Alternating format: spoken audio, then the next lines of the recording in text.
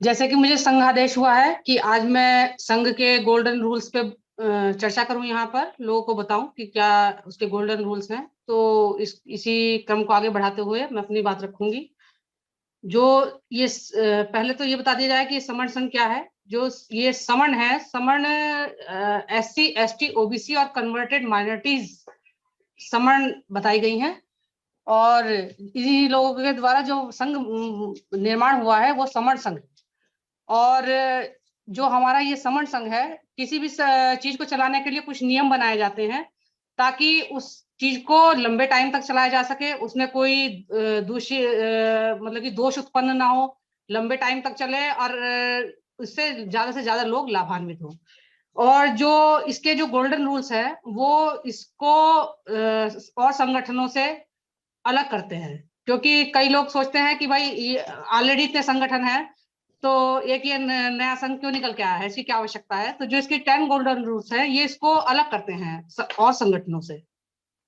पहली बात तो ये एक संघ है। और इसके जो 10 गोल्डन रूल्स हैं वो इस प्रकार है कि केवल समण, जो ये समण संघ है इसमें केवल समण लोगों की एंट्री हो सकती है, जो SC ST OBC और कन्वर्टेड माइनॉरिटीज हैं। इसमें किसी बमण की एंट्री नहीं होगी, उसको प्रवेश नहीं दिया जाएगा। यदि वो धोखे से प्रवेश ले भी लेता है तो क्योंकि उसके मतलब यहाँ पे कोई बात की नहीं जाएगी, तो वो स्वतः ही अपने हमारे इस संघ को छोड़ के चला जाएगा, क्योंकि उसके मतलब की कोई बात यहाँ पे होगी नहीं। दूसरा गोल्डन रूल है चंदा कभी नहीं।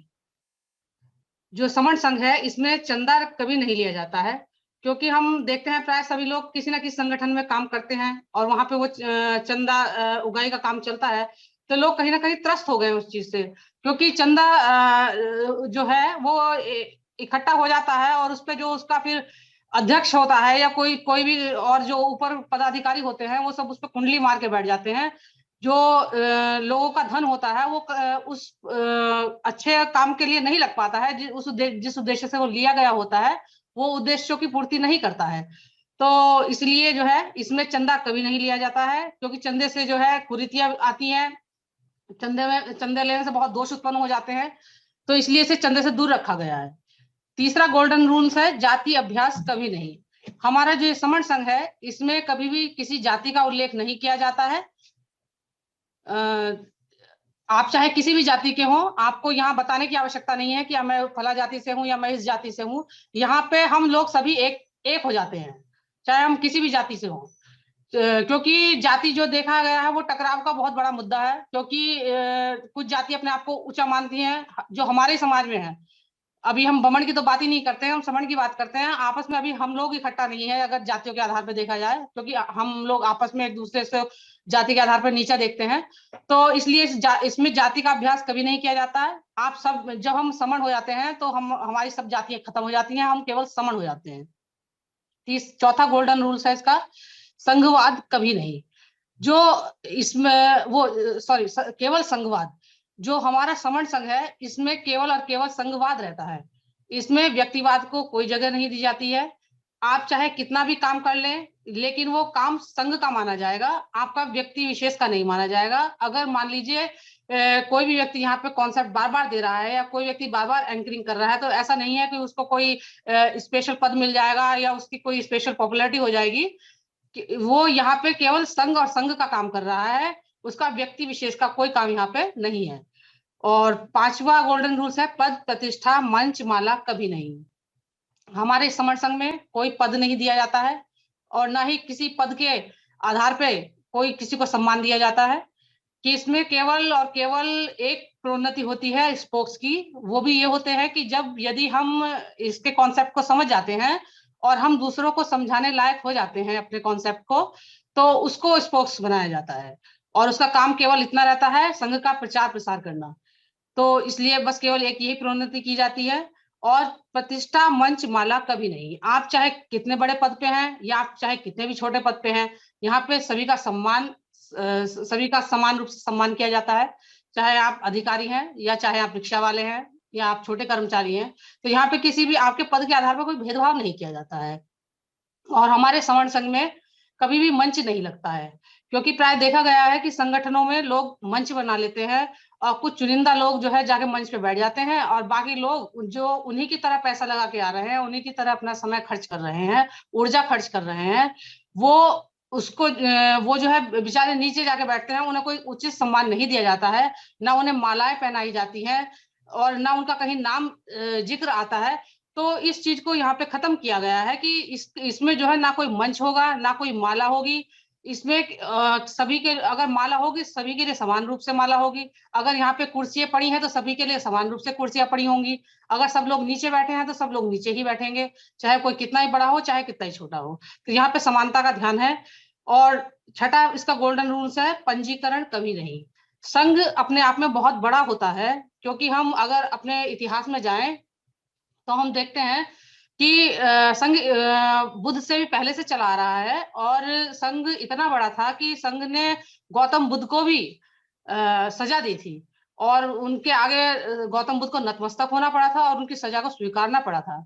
तो संघ अपने आप में बहुत बड़ा विशाल है और इस जो चीज इतनी बड़ी है जो सभी के लिए सजा निर्धारित कर सकती है, चाहे राजा हो या रंक हो, तो उसका कोई पंजीकरण नहीं कर सकता है। तो इसलिए हमारे सवर्ण संघ का पंजीकरण कभी नहीं होगा, क्योंकि पंजीकरण होता है तो अध्यक्ष चाहिए होता है, पदाधिकारी चाहिए होते हैं, और हमारे इस सवर्ण संघ में ना अध्यक्ष है ना पदाधिकारी है, हमारा नेता केवल संविधान है। तो इसलिए इसका पंजीकरण नहीं हो सकता है। सातवां है, संघाधिशेष सबसे ऊपर। जो संघ का आदेश होगा, यानी कि जो हम सब लोग यहाँ पे डिसाइड करते हैं बैठ के, केवल वही इसका आदेश माना जाएगा, वही कार्य किया जाएगा। कोई व्यक्ति ये चाहे कि मैं किसी को ऑर्डर दे दूं या मैं किसी को मेरे कहने से कोई ये काम कर दे, तो ऐसा नहीं है। जो सब लोग डिसाइड करेंगे उनकी बात मानी जाएगी। यहाँ पर किसी व्यक्ति विशेष की बात यहाँ पर नहीं मानी जाएगी, चाहे वो कितना भी प्रभावशाली क्यों ना हो। आठवां गोल्डन रूल्स है, संघ राजनीति में कभी नहीं जाएगा।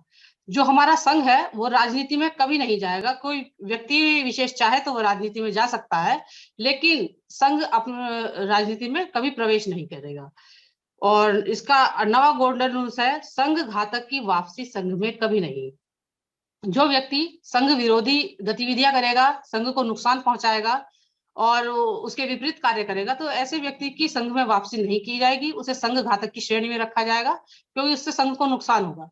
तो इसलिए उसको उसकी वापसी कभी नहीं होगी। और इसका 10 गोल्डन रूल्स है, उपरोक्त जो 9 नियम बताए गए हैं ये संघ का आधार है, ये कभी नहीं बदले जाएंगे और ना कभी अमान्य होंगे और ना कभी खत्म किए जाएंगे। ये जो इसके 10 गोल्डन रूल्स है, यही इसको संगठन और संगठनों से अलग करते हैं, विशेष बनाते हैं।